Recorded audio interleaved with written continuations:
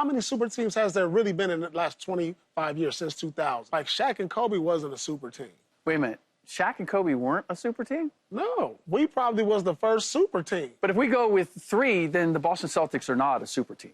Why not? Who were the 3? Tatum, White, and Brown. Just go that. Tatum, White, and Brown. No. Why? Because. So, Rick, Don't ask me to save this show at this point. I was going to ask you about the hair texture question. I definitely ain't taking Rick in that matchup. No, I'm messing with you. You my boy, Rick. I got your back. That scares me even more. Okay. Look around. He's not there. Paul, does Giannis to the Raptors make sense? You know what? I look at Giannis as a player that, like, I want to get to somewhere where I'm closer to a championship. Now, Toronto has some key pieces, but then to get Giannis, you're going to have to give up some key pieces. So I just feel like Scotty Barnes is the centerpiece over there. Y'all coming off of him? You know what? As a matter of fact, we need a little more than Scotty Barnes. We need R.J. Barrett, too.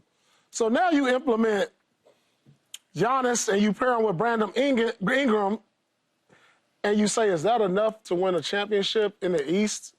Probably not. So it doesn't make the most sense to me. I have some other teams that even make better sense as far as getting Giannis to a place where he could possibly win a championship. Like where? I'm not sure if that's out East.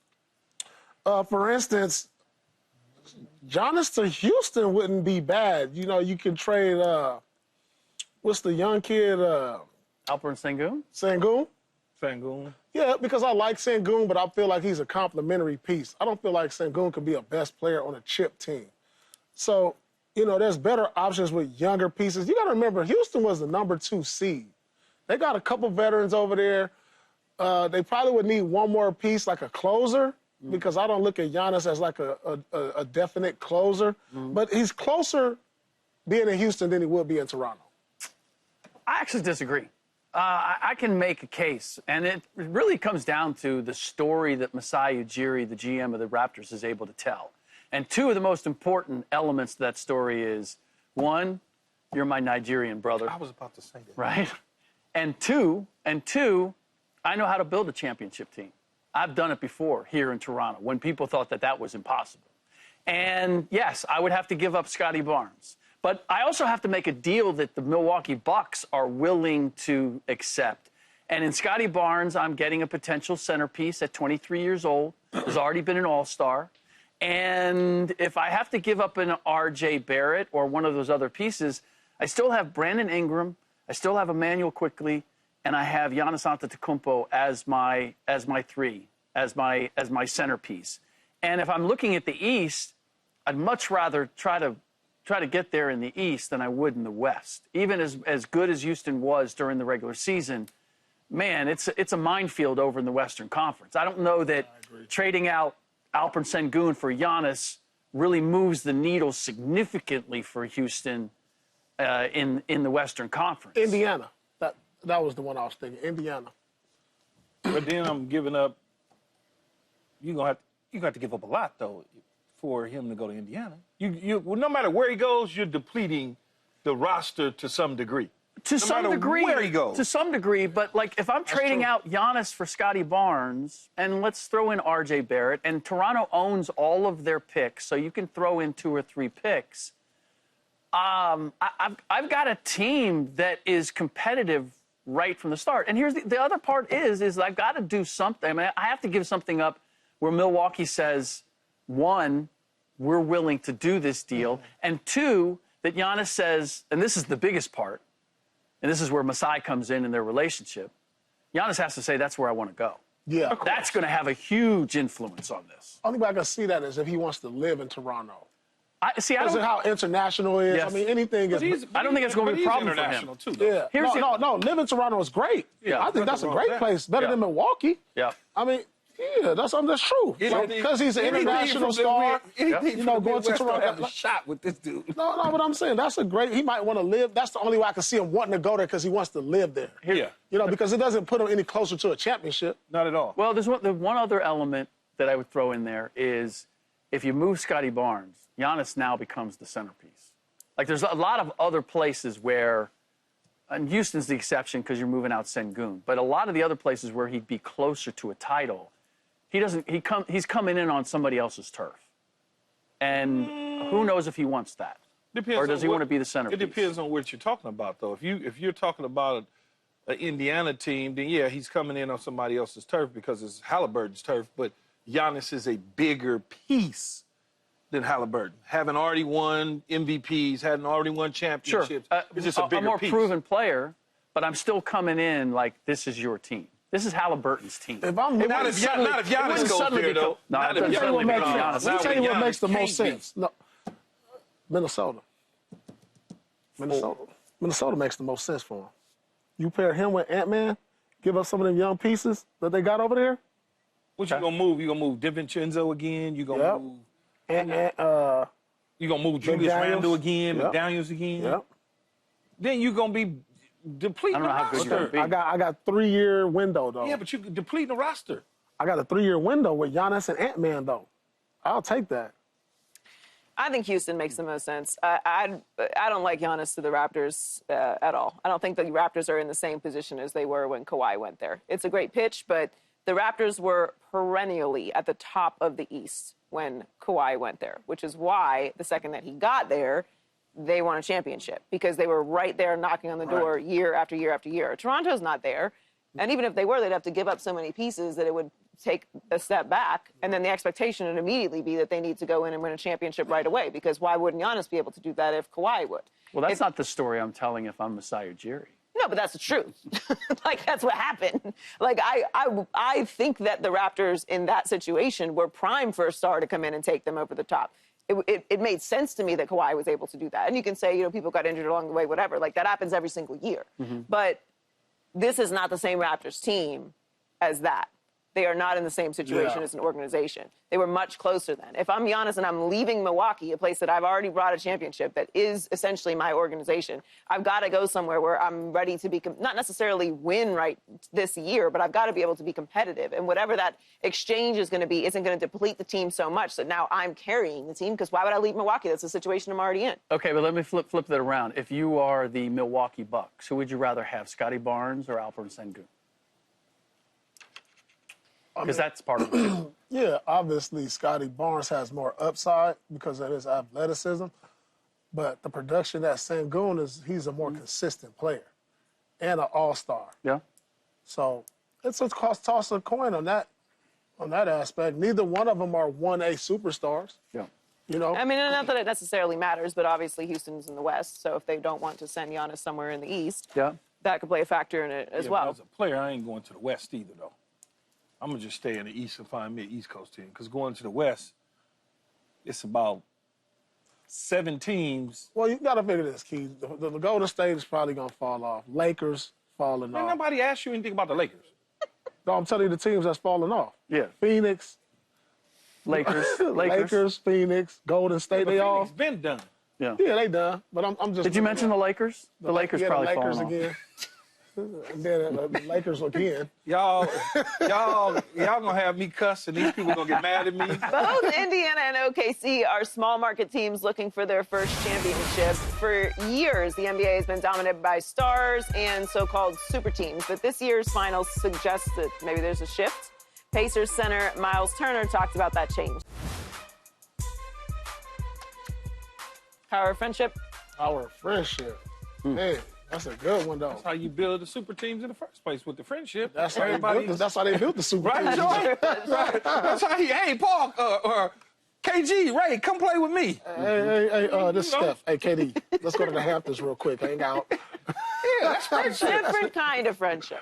Rick, do you agree that the NBA has evolved past super teams? And by definition of super teams, obviously we mean a team that is building through trades and free agency. It's not a homegrown situation. So will we look at the Dallas Mavericks as a super team when they went to the finals with Luka? Because they did make a trade, but it wasn't big pieces trade. It was P.J. Washington, Daniel Gafford. To me, I don't put that in that category. No, I wouldn't. I'm thinking when you collect superstars. We're when you talking collect, about Golden State Warriors adding KD. We're talking about the Yes. Miami Heat bringing together Chris Bosh and LeBron James. And I would say that Brooklyn. when KD went to the Warriors was the last time that we really saw that in full. Because I can go back to, like the Toronto Raptors. We just mentioned them, right? You added Kawhi Leonard, but okay, but that was just a good team. The teams that I'm seeing in the finals, as I go through the entire list, are all teams that might have had one great player. The Denver Nuggets, one great player. The Miami Heat, Jimmy Butler, Bam Adebayo, but it was really their role players that were as big a reason why they got to the finals. I'm looking at the Golden State Warriors in 2022. Like, no one had looked at Andrew Wiggins and Jordan Poole as like that, right? And Klay Thompson wasn't the same player. Draymond Green wasn't the same player. So I'm looking, I've been looking for the last 4 or 5 years, I've been looking at teams that might have that superstar, but the reason that they end up in the finals is because they have depth and versatility on their roster. It's not the big three model. I think the big three model was outdated 4 or 5 years ago. We look at the Bucks and we, after the fact, after they won, now we're going to make Drew Holiday and Chris Middleton part of the big three.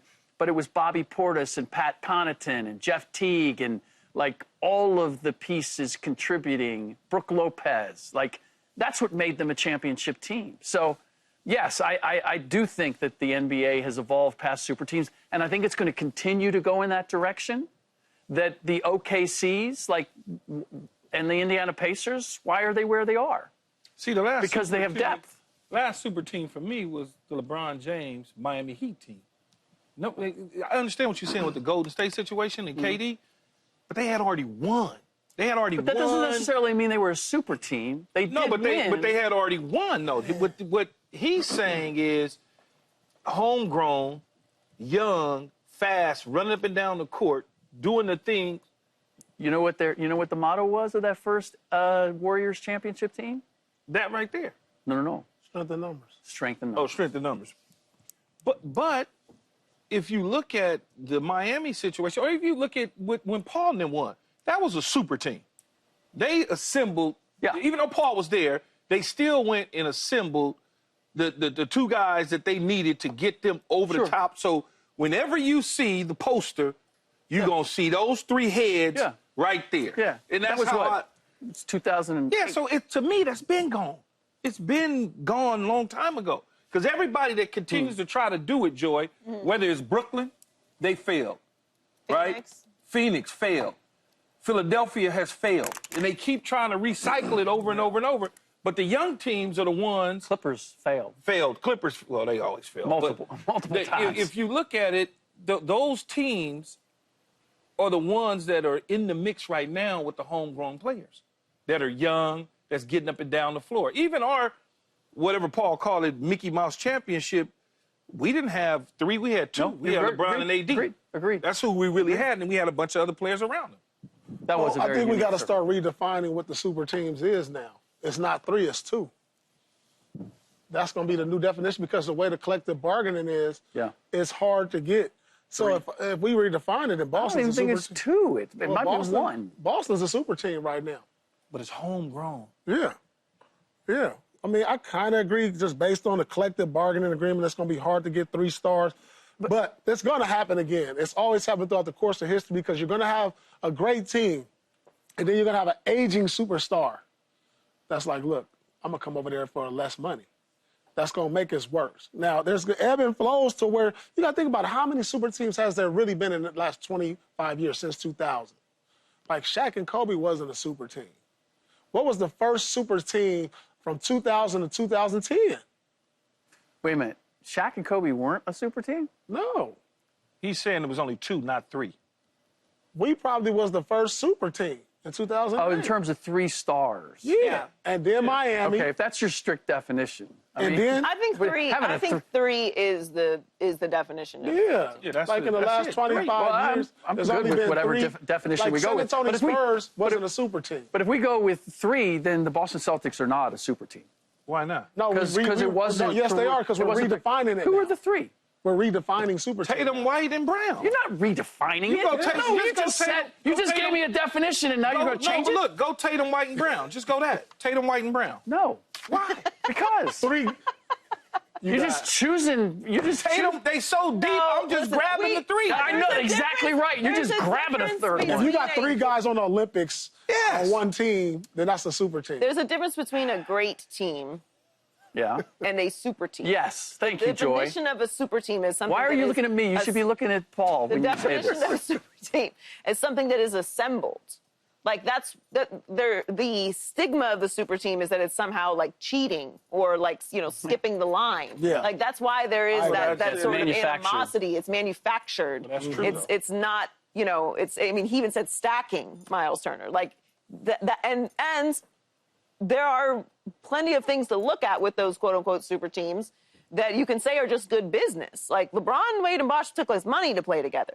They were able to sort that out. The Golden State Warriors do business so well that they had the money to bring in a Kevin Durant. They could keep all of those players, Draymond, Clay, Steph, and have room for a Kevin Durant and still have depth. Those are just well-run organizations. Yeah. So Boston, like when you're looking at how those teams are assembled, you've had some big failures in it, but you've also had homegrown failures. So I agree with Paul. It'll come back around at some point. Somebody's going to be available. Someone's going to be disgruntled. Someone's going to put together a quote-unquote super team, and it will be successful again. Because you see this ebb and flow throughout the league always. But this, I would say, there's one element that's different, and that's the new collective bargaining agreement, the new salary cap rules, that once you hit a certain point in salaries, It's always been like that. they take, no, this is different now. You hit a certain point, you not only get the luxury tax, but they take away your ability to improve your roster around the edges. You get, all the exceptions go away. Your trades have to be exact, like dollar for dollar. They've purposely made it difficult, I think, to build super teams because they want players, they want stars to stay in their locales rather than bunching together. That's why Paul said the older superstar will find a team with two younger dudes that and I take, wanna I done see made it. a couple $100 million. I'm chilling now. I want to see the guy who was the- decides I'm going to take way less to go when I can still Was make there a third max. guy? Was there a third person in Houston with James and CP3? Was there a third? Or was it just those two? But Dwight Howard was there for a hot minute. No, but I mean the year they lost to Golden State, It was just them. it was just those two. Yeah. I was trying to think. I was like, do they have a third? Did they have a third guy? Too. Yeah, I mean, obviously, the risk with those teams is as well, everybody has to be healthy, and your role players, to your point, have to contribute at a super high level. You have to be able to put together an almost perfect roster because you're so top-heavy, and if anybody goes down for any reason at all, it's basically a wrap. So there's so much that has to go right when the team is built that way, as opposed to what the Pacers or OKC is built like. Obviously, if their stars go, the top star goes down, it's a problem. But you have more depth, you have more flexibility. But I also think that this is a reflection of how the game is played today because it's a more athletic game. It's a more up and down game. And so your depth becomes more important. Like you can't play three guys 40 minutes a night. And you're going to have injuries if you don't give guys a rest or you're not able to manage their minutes. So I believe that part of what is driving this new structure of rosters is the way the game is being played. Because what have we said about Oklahoma City from the beginning of the playoffs was like they're one of the few teams that could afford an injury and still not miss a beat. And I think that realizing, you know what, injuries are taking teams down left and right. Maybe we need to build our team so that we can survive an injury. Yeah, have some depth. Subscribe here to get the latest from Speak, and go watch a few segments from our other shows on FS1.